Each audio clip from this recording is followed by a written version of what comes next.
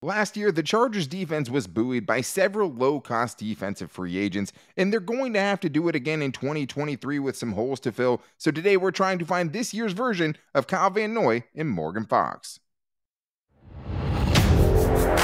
You are Locked On Chargers, your daily podcast on the Los Angeles Chargers, part of the Locked On Podcast Network, your team every day.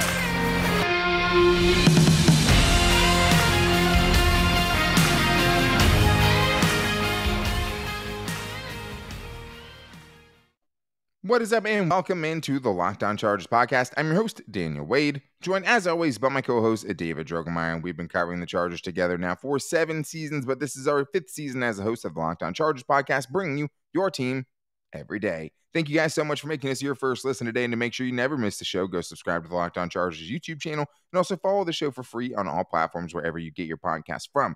Well, David, today we are shopping on a budget again because the Chargers don't have a lot of money going into free agency, but last year we saw their defense get saved by not the J.C. Jackson, signings or the Sebastian Joseph Day signings, not the big ticket ones, but it was actually the low-cost guys like Kyle Van Noy, Morgan Fox, Bryce Callahan that really ended up paying such big dividends for the Chargers. And those guys might have priced themselves out of what the Chargers can pay going into 2023. So how do you find the next version of it? So we're going to talk about some potential reunions.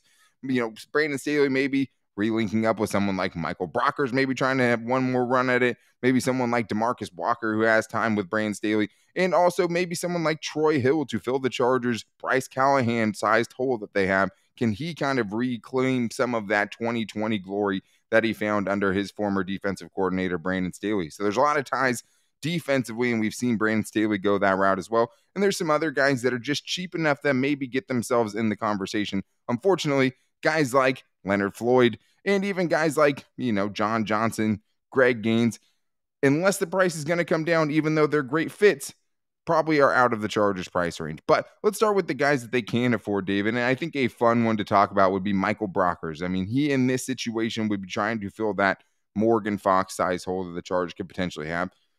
Morgan Fox, it would be great if the Chargers could re-sign him. Start by saying that, but they're probably going to have to get someone coming off of a down season like Morgan Fox was, maybe another guy who played under Brandon Staley. This one is definitely a risky flyer to some extent. I think he's going to come very, very cheap, and obviously had his best season in 2020 under Brandon Staley. But it would be something, where maybe you try to experiment with him. Maybe if you see if he wants one more run, trying to make a run to the playoffs with one of his favorite coaches. That's right. And the reason why Michael Brockers is in a situation to where he's going to be, trying to find a new team is because he didn't really have a good run with the Detroit Lions, and actually, unfortunately, got benched, at some point last year. And released. So, and released. So, obviously not the best showing for him out there, but, thinking about, hey, if I'm going to try to rebuild my value and try to give myself another chance to go, potentially sign another contract with somebody, I'm probably going to think very, very, very hard about going to join up with the coach that I had my best season of my NFL career with. Yeah, and I mean, these guys are going to have their warts just like the offensive free agents, right? You're going to get some red flags with these guys. For him, well over 30 years old at this point, you're basically doing a 1-year rental, seeing if he can come in and make an impact this year. Has been able to stay healthy over the last few years, but hasn't been good in 2 years. I mean, that's really what it was. It was that because he just wasn't a fit with the Detroit Lions? That's a high possibility. Did he just kind of lose some of the things that made him great? We don't know, but if Brandon Staley believes in it, he obviously has a great respect for Brandon Staley and has said so when he was talking about him after their time together with Los Angeles. And what he said about it this year was, hey, in the right situation, he could potentially see himself coming back in 2023. Seems like that could be the right situation, right? I mean, was a healthy scratch out last year, maybe just needs a change of scenery. Maybe he has a little bit more gas left in the tank and the Chargers can get him cheap on kind of, hey, see what you can do. Maybe another team wants to pick you up after that if you can have another good season. But 5 sacks in 2020, can he get some of that back? This guy had a lot of sacks last season, which is why I was surprised that his market value was only $3.2 million. But another guy with ties at a position of need on the Chargers defense. Maybe this year's version of Kyle Van Noy, maybe this year's version of Kyler Fackrell, something we've seen the Chargers do every free agency period under Brandon Staley. Find a situational backup pass rusher, a veteran. Maybe it's DeMarcus Walker, David. I mean, it's hard to imagine that's his market value because he had 7 sacks last year, but was in a rotation and now potentially could try to go back to his former coach. Yeah, DeMarcus Walker is a very well-rounded player. I mean, from 2019 to 2021, he had 10.5 sacks, and last year in Tennessee, he had 7 sacks. So he's definitely on that upward trajectory. Also, 24 tackles for loss, and 10 of them last year. So he really, really turned that on. One thing I really like, and the reason why I say he's a well-rounded player is because he has 4 of his 6 seasons with a run defense grade over 65, according to PFF. So that's just consistency, being able to not be a liability, not have to be taken off the football field when you're in those running situations. It just allows you to be a much better player and to be used and to be set up a little bit more effectively because you can stay on the field. And with 7 sacks, I mean, there's a good chance that like what the role is going to play a big factor into this, right? I mean, this guy might not want to come and be the Chargers' third edge rusher, even though if you look at the third edge rusher last year, it was someone like Kyle Van Noy, right? Who ended up rushing 88 times more than he did last season. So I think that is something where if it's the right situation, maybe it makes some sense. He might be getting a better offer, but it's hard to say what that kind of next market is after kind of those bigger names at the top of free agency, those dominoes fall, because there are definitely some bigger names with some bigger production. Where does someone like DeMarcus Walker fit in? 35th in pressure percentage, you take that as your third edge rusher, right? 67th in win percentage. That's okay, but above average, on over 200 players, basically. And only 5 less pressures last year than Kyle Van Noy on 88 less pass rushing snaps. So if you want him to fill that role, he was pretty efficient doing it last season and got way less reps than Kyle Van Noy did. I don't know what the situation is in Tennessee right now. Seems like there's a fire sale. Maybe he is someone that, and this was somebody that Brandon Staley directly coached, right? It's not just like somebody in the secondary. He was kind of the outside linebackers coach. That's what DeMarcus Walker was, or at least, defensive line, edge rushers, a very, very close group. So it'd be interesting. I think you'd fit it great. Maybe, probably, I would say if he's getting more than $3.2 million out of the Chargers' reach. Anyways, there's another guy that I think gets brought up a lot around the Chargers, and that is Leonard Floyd, right? And he is a guy that is likely going to get released by the Rams. And of course, the fit is great. I mean, he is what Brandon Staley wants in his edge rusher, right? He had his best season, never had 10 sacks in a season, had 10.5 with Brandon Staley in 2020, never had more than 7 before that. Is going to get released by the Rams and change his entire career trajectory under Brandon Staley. But unless some magical, cap space fairy shows up, I don't see it happening, even though I understand why, Chargers fans would say, hey, this guy's available. He would love to play for Brandon Staley.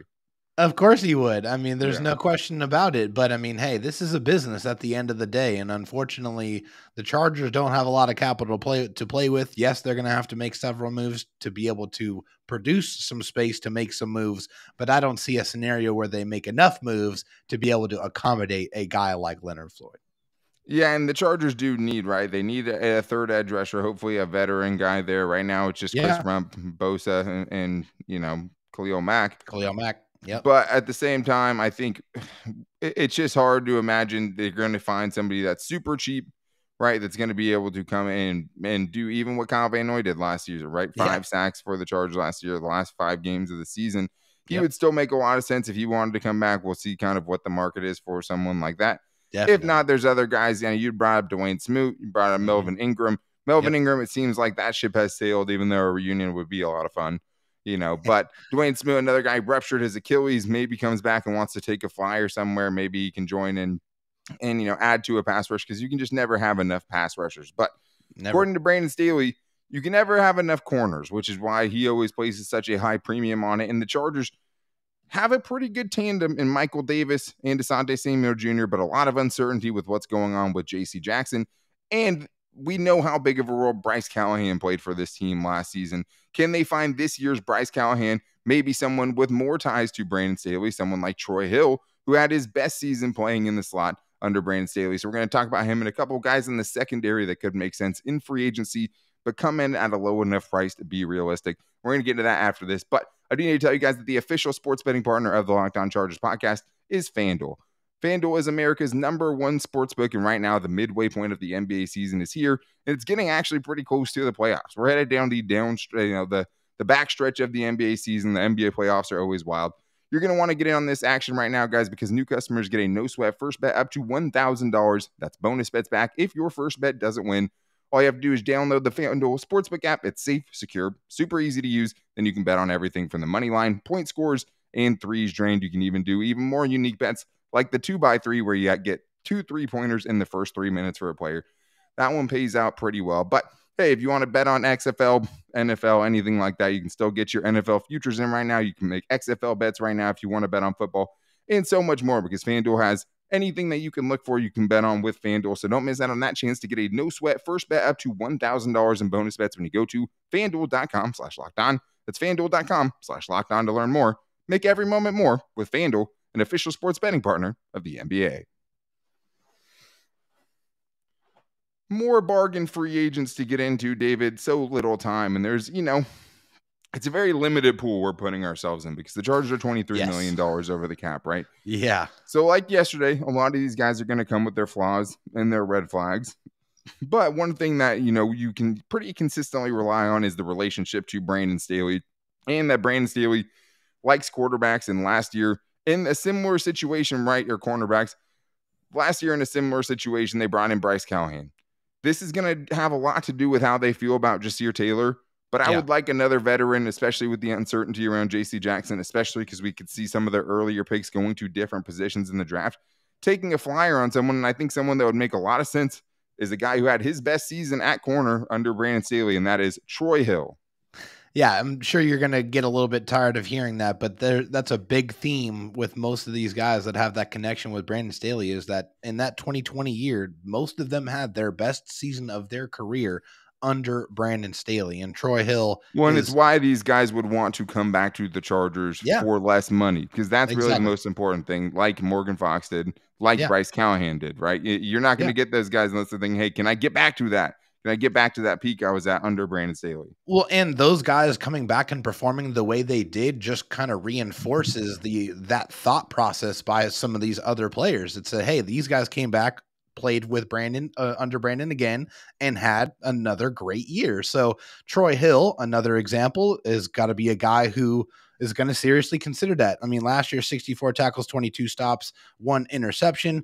But under Brandon Staley is where he really succeeded the most. 64 tackles, 1 forced fumble, his lowest yards per reception of his career, 7 pass breakups, 3 interceptions. And that was primarily playing in the slot, which is where Bryce Callahan played for the Chargers for the most part last season. So it seems like taking Bryce Callahan out, putting Troy Hill in would be one of those natural fits. Yeah, an older guy about the same age as Bryce Callahan was when you signed him last year, right? And this is, Bryce Callahan would be a great option as well. This is if they can't get those guys. Troy Hill is coming off of a bad season by his standards, and then Bryce Callahan's coming off maybe his best season as a pro under Brandon Staley last year. So Troy Hill would be trying to recoup some of that value. But not only did these guys play their best under Brandon Staley got all these dudes paid once before, right? Yeah, he got a big contract with Cleveland because of what he did under Brandon Staley, right? He deserves all the credit for, making the improvements in his game. But John Johnson, same thing. He got paid. Michael Brockers, same thing. He got paid.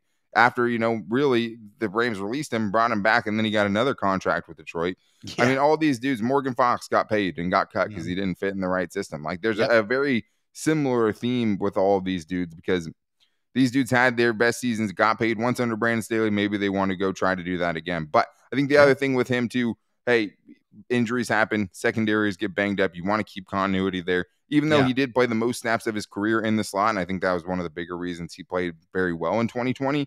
Yeah. He also played over 300 snaps that season on the outside as well. So he does have that position versatility, even as a smaller guy. And he would be an improvement in run defense over Bryce Callahan. He would be an improvement in run defense for the Chargers secondary in general, because that's not their strength. 4 of 8 seasons with a run defense grade over 75. So that is fantastic. And we know that tackler too. The corners, right? The corners for the Chargers have really struggled in run support. So getting a guy that has a kind of a reputation for being a good run stopper from the cornerback position is going to be a great addition to this defense. Yeah, even as a smaller guy, but Yeah. I think worth the flyer for sure on him. Yeah, Let's move to definitely. safety though, because there you could talk about a starting spot at slot corner, right? Potentially available, and that's where you're going to have the best sales pitch because you can't pitch money, right? The other Yeah. part, the other position the Chargers could kind of flaunt out there, or hang out there is, hey, you could potentially come in and at least battle for a free safety spot with Alohi Gilman going into the season. It's a very thin position for the Chargers right now. One of the guys that I thought was pretty exciting, David, was DeMonte Casey. And I'm definitely showing my, biases a little bit, San Diego State guy. But a guy that the biggest thing I like about him is just the opportunistic nature of his game. I mean, he has 14 career interceptions, had a 7 interception season when he was with Atlanta, has loose ties to the Chargers because he was on the Cowboys on the other side of the ball when Kellen Moore was there in 2021. So at least some tie there, at least someone to speak on his character at the very least. But someone that I think, hey, if you're taking risks, this is a dude who right now, last year had to sit behind Minkah Fitzpatrick, only got about 200 coverage snaps, but had 2 interceptions in that time. I think this is a guy where, hey, worth the flyer for me.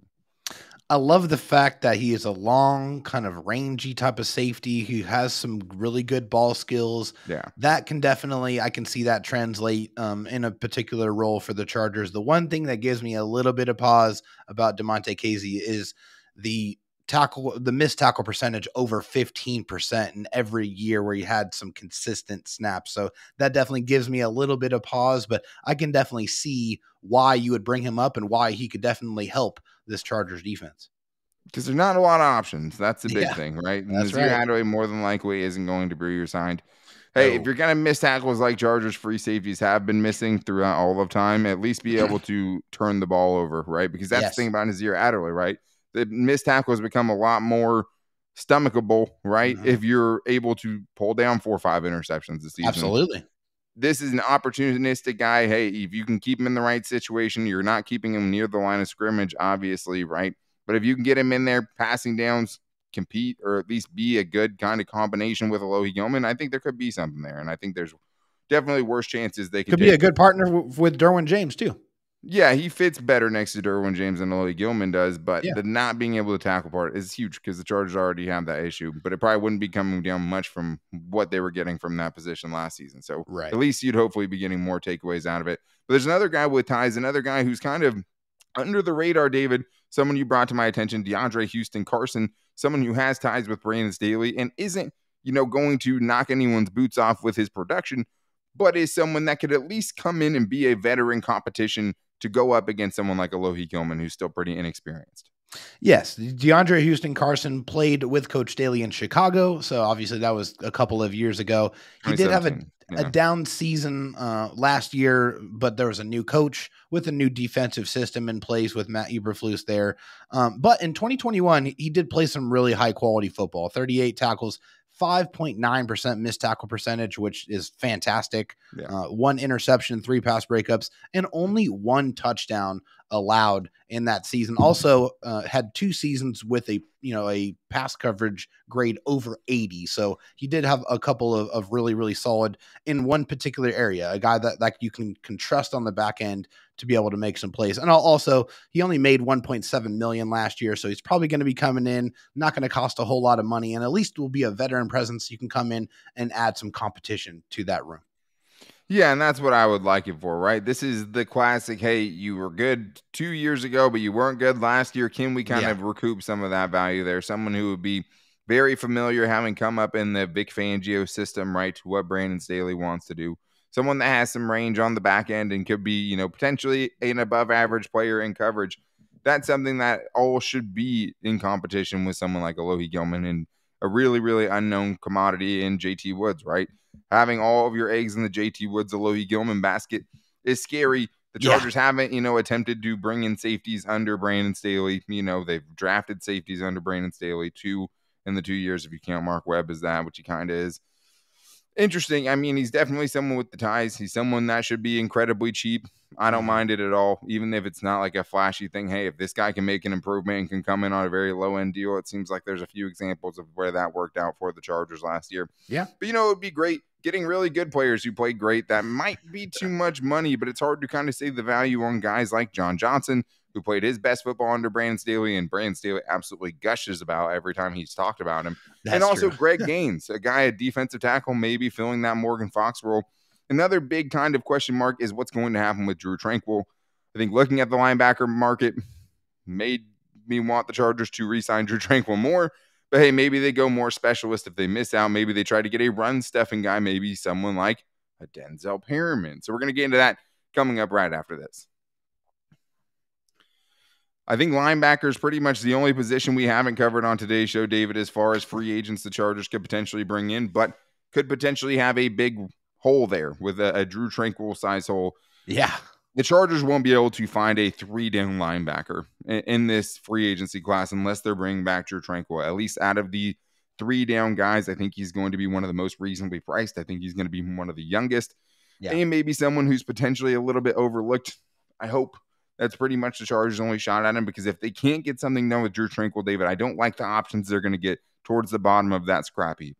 No, I don't either. I'm definitely on the Drew Tranquill re-sign train. He's definitely very, very high up there. He's one of those kind of priority guys that I want to see them re-sign, because I think he earned it. I mean, he played his best football last year. He stayed healthy, and he showcased a really well-rounded game. He showed some good coverage skills, getting some interceptions, showed a fantastic pass rush and limited opportunities, and was very effective in that. And was pretty solid against the run. I just feel like it was a complete year for him. And just unfortunately, I know how the Chargers do things with linebackers, so it just doesn't give me a lot of faith that that's going to happen. So you do have to have some contingency plans in place if you don't or are unable to get a contract done with Drew Tranquill. Right, and I think you're going to get a specialist at that point. I don't think you're going to get a coverage guy and a guy who can stop the run. If you want to just get a guy who is a glass eater, right? And I think the big difference between Kazir White and Drew Tranquill was last year when the Chargers moved on from Kazir White, they still had Drew Tranquill. Yeah. After Drew Tranquill leaves, there's nobody left behind him, right? There's not an obvious backup plan like there was with Kazir White. So maybe that's a little bit more fortunate. But if you want to just go get a run-stuffing type of player, you could go with someone like a Landon Roberts, who's going to give you a couple of the things that Drew Tranquill gives you, right? Yeah. A guy who is a bullet and a missile against the run, a little bit too high as far as the missed tackles, but is making a lot of plays in the backfield as well. It's part of his game, part of the reckless nature that makes him good against the run. Yeah. But the thing is, almost all the missed tackles he had were in coverage. Most of them did not come against the run. So if you can have him in on the right situations, market value at $2.4 million to get a very good blitzer, someone who is a really, really good pass rusher, someone that only missed 5 tackles against the run and is really a run-stuffing specialist, and a former Patriot, right? We've also seen that Brandon Staley really likes those former Patriots. You could have someone like that for $2.4 million. Are you going to pay $2.4 million for an incomplete guy when you didn't pay $3 million for Kazir White? Different situation now, but it would be at least nice to have someone where you know, hey, this guy's on the field, we're going to be better in run defense because it's been so bad for the Chargers. Or maybe you go with another kind of less well-rounded linebacker, someone we know eats glass for a living, someone like Denzel Perryman. Oh yeah, that's definitely for sure what he does. Denzel Perryman, as Charger fans, we've had the pleasure to watch him annihilate running back after running back after running back out there. And he went to the Raiders, and he had a couple of pretty decent seasons. In 2021, he had 154 tackles. Whoa, my goodness. Like, that is unbelievable. Like, 100 tackles is an accomplishment. 120 is fantastic too, right? Which is maybe even more of an accomplishment. Right. He played 15 games. Right. He played 15 games that season. 150 tackles is unreal. And in 2022, he only played 12 games, but he still had 83 tackles and 14 tackles for loss. One thing I also liked is that he improved in coverage a little bit from 21 to 22. His reception percentage allowed went down from 79.7 to 71.4. So that is a pretty good reduction in that. So getting a little bit better in an area that we all know that Denzel Perryman does not excel in.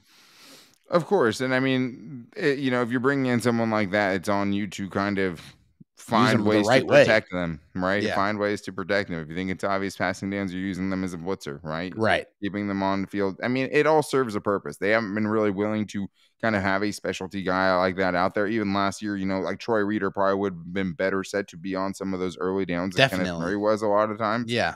And the Chargers didn't seem willing to do that. So it'll be interesting, but this isn't a scenario in a world where they don't re-sign Drew Tranquill, who was such a big piece, maybe your second best defender, the second or third best defender, him, Michael Davis, and Derwin James last year. Khalil Mack in that conversation too, but right there.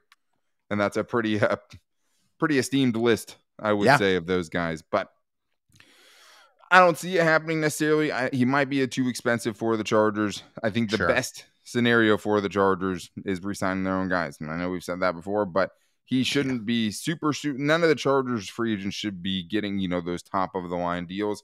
If you can get back a couple of those guys, whether it's Pipkins and Tranquil, right? If it's Pipkins and Fox, you're probably getting better than what the alternative is out there. I agree. In a best case scenario, you'd be getting guys who you've seen do it very, very well. And there's a couple of guys on the market that would be excellent fits under Brandon Staley because they've done it before. I want to start with John Johnson, David, who in a perfect world, you get John Johnson back after a couple of down seasons after Brandon Staley got him paid by the Cleveland Browns. I can't think of a better fit if it was possible. If he was going to get way less than he probably should get for him to return to the Chargers defense, I think that would solve a lot of issues on the back end. Yep, signed a 3-year, $33 million deal with the Browns after that successful season that he had under Brandon Staley, which was unquestionably his best. Over an 80 grade in run defense, in tackling, and in coverage. Had a missed tackle rate of only 6.3%, had 1 interception and 7 pass breakups that year. He was all over the place. He was everywhere, and he's definitely a guy you could easily see pair up with Derwin James and just wreak havoc. But unfortunately, it just seems like this is a guy that's just maybe a little bit too expensive for the Chargers to be able to bring in. But, man, it's kind of fun to imagine what he could do in lightning bolts. Yeah, we don't know his market value yet because he hasn't technically been released by the Browns, but it's already been reported he's going to get released or traded. Someone that Brandon Staley loves, someone that can play all the special parts of Brandon Staley's defense, even playing, that dime linebacker, the money and the star that Brandon Staley likes to use, was the green dot player for Brandon Staley on that 2020 Rams defense. So many reasons to love it. I don't think it's going to happen, but hey, if he can't get anything because of the 2 seasons in Cleveland, and they think he's just really more of a fit in certain situations, maybe that's the Chargers into, if they do make a splash signing in free agency, go a little over what we think they could spend. Maybe he's someone that makes sense, but someone that you can't really get your hopes up for. And that's kind of why he's at the end of the show today. Because if not, you'd be at the beginning of it. Another guy fits that, David, Greg Gaines, defensive tackle. Maybe this year's Morgan Fox, back-to-back seasons with 4 sacks. I think he's an Orange County native, hometown kind of boy there. He would, I think, be a great fit, David. I mean, I think probably going to make too much. Depends kind of how that defensive tackle market shakes out. But I mean, right now in the same place we're getting this market value, they have Jerry Tillery at $7.8 million. So you never know. Maybe he's going to be a lot cheaper. Maybe he is someone that could slide into that role. Yeah, hey, 10 sacks in the last 2 seasons for Greg Gaines, 45 stops in the last 2 seasons for Greg Gaines. So getting some things done as a pass rusher and as a run stopper, but that market value for him is sitting at $7.7 million. So I mean, just at that number right now and the way things are for the Chargers financially, it just doesn't seem like that's something that could happen. But hey, the crazier things have happened. The Saints move mountains every single year and restructure contracts left and right. So it is possible. We will have to wait and see. The Chargers haven't made any moves yet. That will have to happen very soon. So that plan for free agency is about to become a little bit clearer. Yeah, I'm just a big fan of John Johnson, Greg Gaines, both of their games. And I mean, someone that are 2 guys that played for Brandon Staley in 2020, just like Leonard Floyd. Guys that make too much sense, but you can't afford everyone. You've already given out a ton of big contracts on the defensive side. Fact of the matter is, David, you're going to need some guys like that. You're going to need some guys this year, especially with their cap situation, to come in on those 1-year cheaper deals and be able to contribute for it, because that's really what saved the Chargers defense in a lot of ways last year. A defense that improved from 21 to 2022, but still needs a lot of help and can't afford to open up other big gashes as far as personnel goes, right? But we'll see. We'll see how much spending space they have. Maybe they're more of a player in some of these bigger name guys, but it's hard to see it as of this moment. But that is going to wrap things up for today's show. Make sure you guys are getting back with us tomorrow for a Chargers mailbag day. Make sure you're hitting us up on Twitter at LockedOnLAC and hitting up the voicemail line at 323-524-7924. Leave a 30-second question, and it should get on the show if it's relevant. Probably not getting into specific draft players. Maybe we'll get into a couple tomorrow, but make sure you guys hit us up there, or you can hit us up on our personal Twitters for me at Dan Talk Sports and David Drogemeyer at DroTalkSD.